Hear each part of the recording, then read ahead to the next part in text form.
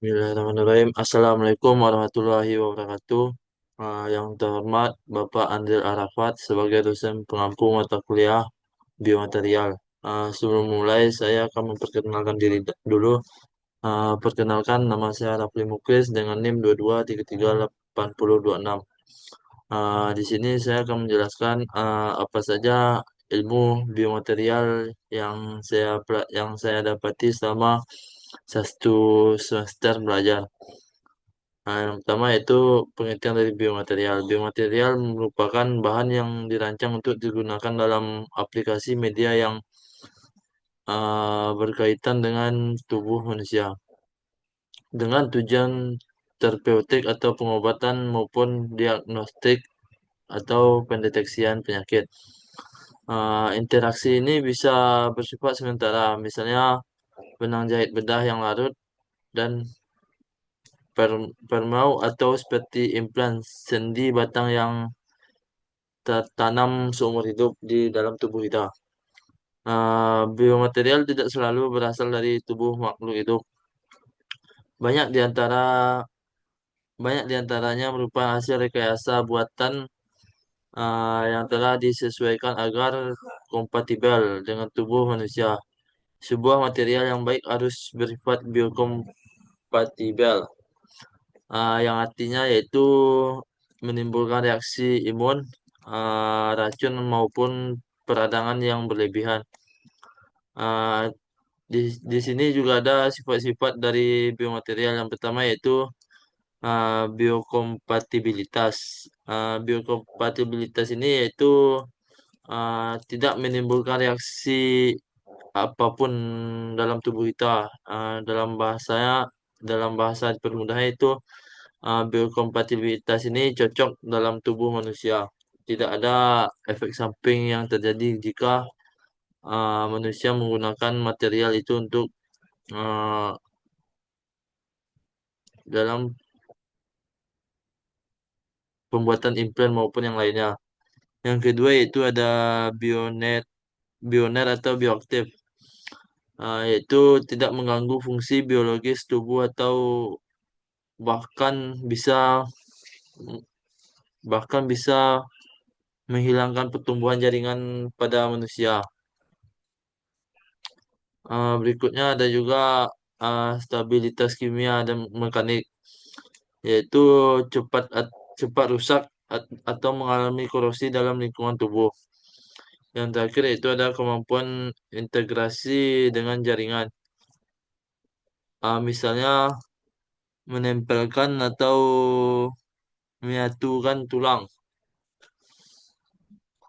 Berikutnya ada juga jenis-jenis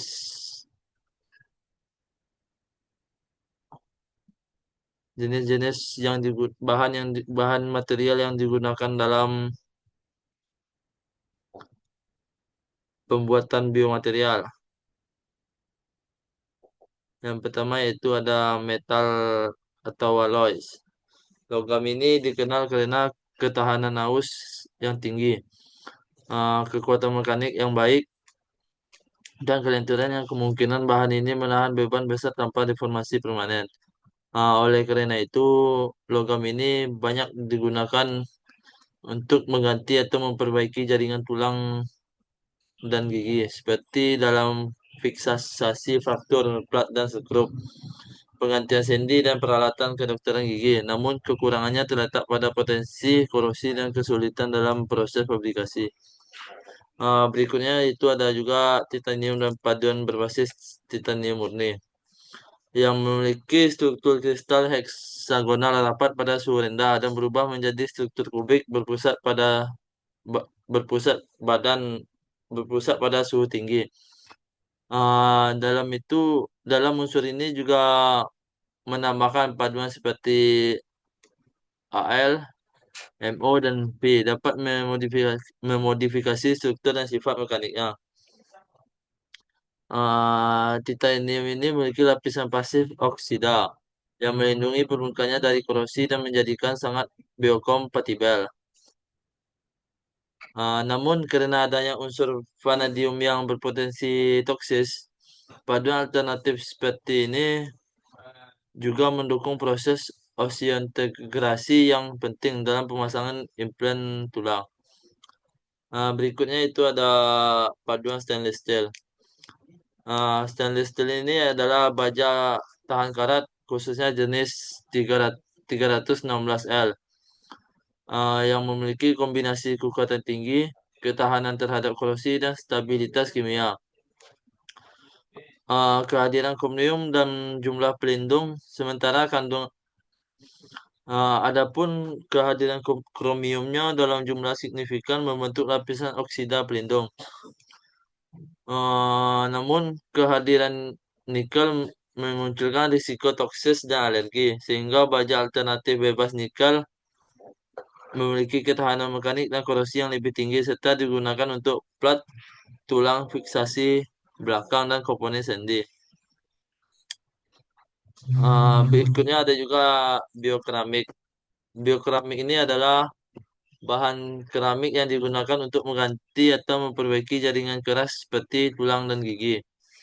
Sifat utamanya yaitu mencakup biokompatibilitas tinggi, ketahanan terhadap lingkungan korosif, kekerasan dan kekuatan kompresi yang baik. Namun karena sifatnya yang getas dan rapuh, keramik sulit diproses dan lebih cocok digunakan pada aplikasi dengan bebas statis. Keramik ini juga dibedakan menjadi tiga, yaitu ada bonar. Yang contohnya yaitu ada zirconia dan alumina. Yang kedua ada bioaktif seperti hidroksi apatit dan bioresor bebel. Contohnya seperti trikalsium fosfat. Yang terakhir itu ada polimer. Polimer ini adalah biomaterial yang sangat fleksibel dan mudah untuk dibentuk. Meskipun kekuatan mekaniknya relatif rendah dan cenderung mengalami degradasi, polimer memiliki keunggulan berupa densitas rendah. Dan juga polimer ini memiliki biokompatibilitas yang baik serta kemampuan proses dalam berbagai bentuk dan sifat. Polimer dapat juga polimer dibagi dibagi juga menjadi dua jenis yang besar, yaitu polimer yang tahan lama, tidak terurai dalam tubuh, dan yang kedua itu ada polimer biodegradable, terurai secara hayati. Polimer biodegradable sangat penting dalam aplikasi seperti benang jahit yang dapat diserap tubuh, perangkap penghantar obat, dan scaffold rekayasa jaringan. Inovasi dalam bidang ini menjadikan polimer sebagai segmen biomaterial dengan pertumbuhan besar dan pertumbuhan pasar yang tercepat. Mungkin itu saja ringkasan materi yang bisa saya sampaikan. Berikutnya yaitu yang kedua, mereview artikel.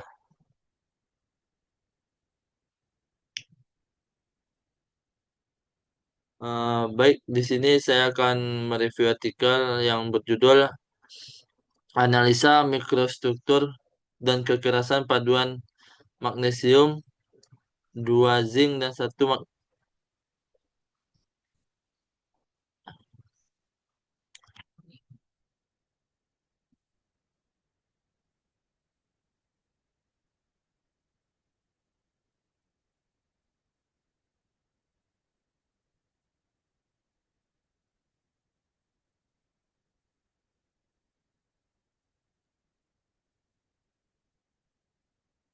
Baik, di sini saya akan melanjutkan review artikel yang berjudul Analisa Mikrostruktur dan Kekerasan Paduan Magnesium, 2 zinc dan 1 mangan untuk aplikasi implan terserap tubuh.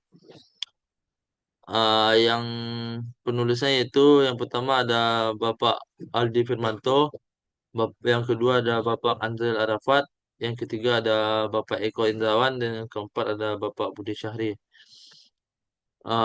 Yang pertama itu ada pendahuluan. Di sini kasus pada tulang sering terjadi, baik itu karena kecelakaan kerja, kecelakaan pengendara, terjatuh atau penyakit. Maraknya kejadian patah tulang ini memicu pentingnya sebuah implan tulang yang lebih untuk perawatan. Dan sebagian besar patah tulang ini terlalu rumit untuk diatasi dengan perawatan medis eksternal. Oleh karena itu, patah tulang tersebut harus diperbaiki melalui pembedahan dengan implan-implan logam konvensional yang memerlukan operasi kedua untuk diangkat. Yang berisiko bagi pasien lanjut usia atau kondisi medis tertentu. Karena itu, material bio bio bio bioabsorbable seperti magnesium mulai dikembangkan sebagai alternatif karena bisa larut dalam tubuh tanpa operasi pengangkatan. Yang kedua yaitu tujuan penelitian. Penelitian ini bertujuan untuk mengetahui pengaruh temperatur annealing terhadap mikrostruktur dan kekerasan paduan magnesium, zinc, dan mangan. Yang ketiga yaitu ada metodologi. Yang pertama yaitu ada bahan dan persiapan sampel. Sampel pada paduan magnesium, zinc, dan mangan berupa batangan atau rod yang berdiameter 15 mm dan panjang 100 mm. Sampel askas dipotong menjadi spesimen dengan ketebalan 7 mm. Yang kedua yaitu ada proses annealing. Perlakuan annealing dilakukan di tungku listrik Muffle Furnace McHoffman 1200 derajat Celcius. Spesimen ini dipanaskan dan masing-masing suhu 320 derajat dan 340 derajat Celcius selama 120 menit. Kemudian didinginkan secara perlahan dalam tungku hingga mencapai suhu ruang furnace cooling. Yang ketiga itu ada persiapan dan pengujian mikrostruktur. Yaitu spesimen yang telah dilakukan proses annealing dilanjutkan dengan proses mounting menggunakan resin dan hardener berdiameter 20 mm dengan tebal 15 mm. Permukaan spesimen dihaluskan dengan menggunakan mesin polish dengan tahapan grinding dan polishing. Futotex FTP 2M Jepang menggunakan kertas amplas mulai dari grade 800, 1500, dan 2000. Berikutnya itu ada proses ESTA sesuai ASTM standar E407 sampai 99. ASTM standar E407 sampai 99,1999 dengan komposisi larutan nital 5 mm AN03 dalam 95 mm etanol 95% yang bertujuan untuk memperjelas batas butir pada mikrostruktur. Yang keempat ada pengujian kekerasannya. Pengujian kekerasan ini dilakukan dengan metode microfiber hardness test yang menggunakan alat Futotex FM800 dari Jepang. Yang keduanya itu ada tiap spesimen diuji di 3 titik yang berbeda dengan beban 500 gram dan waktu penahanan 7 detik sesuai standar ASTM E384 sampai 17. Yang ketiga yaitu nilai kekerasan diambil dalam satuan Ficker hardness dan di rata-rata untuk setiap spesimen. Yang ketiga itu ada hasil dan analisa. Yang pertama itu ada mikrostruktur. Dalam mikrostruktur ini mendapatkan hasil yang pertama yaitu spesimen magnesium 2 zinc dan 1 mangan. Askes rata-rata ukuran butirnya adalah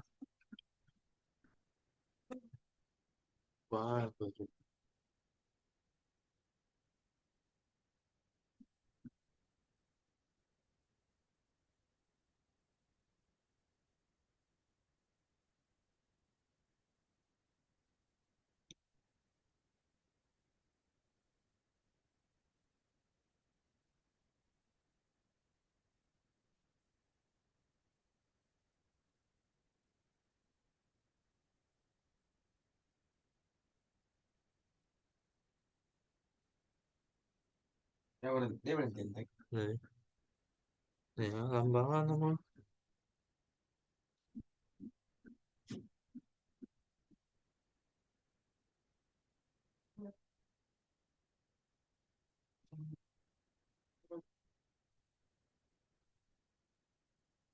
Berarti yang hap berarti tadi ngurang. Pengan itu berarti tuh ya mah. Oh di pos lagi berhenti kan?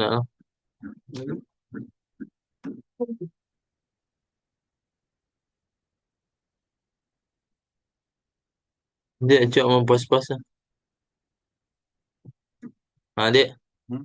atau sekali jalan saya. Yang petang tuh sekali jalan ya. Lalu pos-pos. Memang pura-pura cengeng susun jogging dia dia lebih panjang waktunya. Itu mana menit? 3 menit ini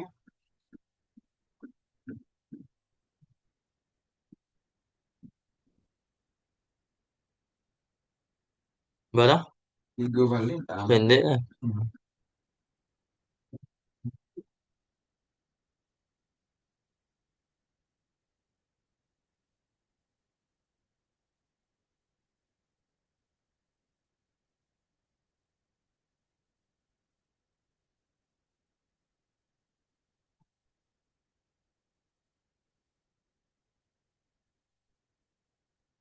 Ah, mikrostruktur.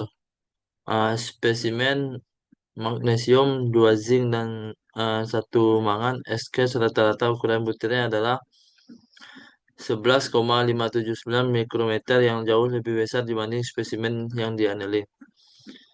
Ya, yang kedua pada proses annealing di temperatur 320 derajat Celcius. Rata-rata ukuran butirnya adalah 5,902 mikrometer. Adapun pada temperatur 340 yaitu 0,81 mikrometer. Perbedaan suhu dari proses annealing yang dilakukan terhadap paduan magnesium, zinc, dan mangan akan mempengaruhi ukuran butir, di mana makin tinggi temperatur proses annealing akan membuat ukuran butir dari paduan magnesium, 2 zinc, dan satu mangan menjadi lebih kecil. Yang kedua itu hasil dari kekerasannya.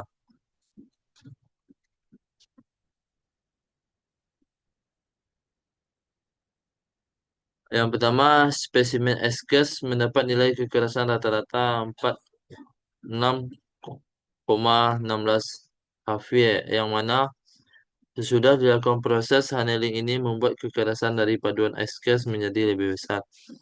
Yang kedua, pada suhu 320 derajat Celcius mendapat nilai kekerasan rata-rata 48,06 HV. Yang ketiga ada suhu 340 derajat Celcius yang mendapat nilai kekerasan rata-rata 50,2 HV. Dan berdasarkan hasil penelitian ini dan penelitian sebelumnya didapatkan bahwa semakin tinggi suhu pada proses annealing terhadap spesimen, maka semakin naik nilai kekerasan pada spesimen tersebut. Yang selanjutnya itu ada kelebihan dari artikel. Yang pertama yang pertama itu topik relevan. Di sini mengangkat isu penting dalam pengembangan material implan bioabsorbable berbasis magnesium. Yang kedua yaitu tujuannya jelas karena fokus pada pengaruh suhu annealing terhadap mikrostruktur dan kekerasan paduan magnesium, 2 zinc, satu mangan. Yang ketiga itu metodologinya baik karena menggunakan standar uji ASTM dan software IMEXG untuk analisis ukuran yang butir. Yang keempat itu data akurat, menyajikan hasil mikrostruktur dan kekerasan secara visual. Yang kelima didukung literatur karena mengacu pada jurnal yang standar ilmiah terkini. Yang keenam itu ada potensi aplikasi. Karena hasil kekerasan mendekati tulang manusia, cocok untuk pengembangan implan yang terserap tubuh. Yang terakhir itu ada struktur lengkap.